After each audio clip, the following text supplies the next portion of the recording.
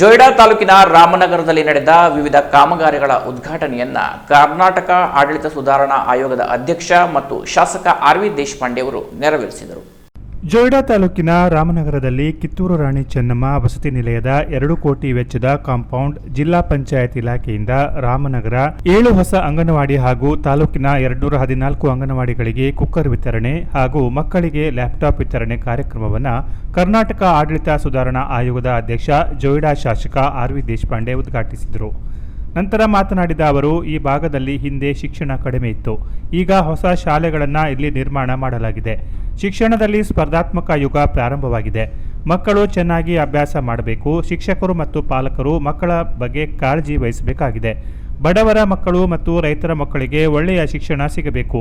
ರಾಣಿ ಚೆನ್ನಮ್ಮ ವಸತಿ ಶಾಲೆಗೆ ಸರಿಯಾಗಿ ಸುಣ್ಣ ಬಣ್ಣ ಮಾಡಿ ಚೆನ್ನಾಗಿ ಮಾಡಿ ಹಾಗೂ ಹೂತೋಟ ಸರಿಯಾಗಿ ಇಡಿ ಎಂದರು.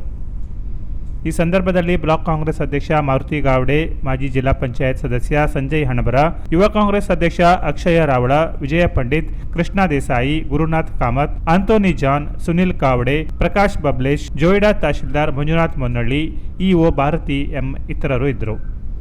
Canara plus news, Joida.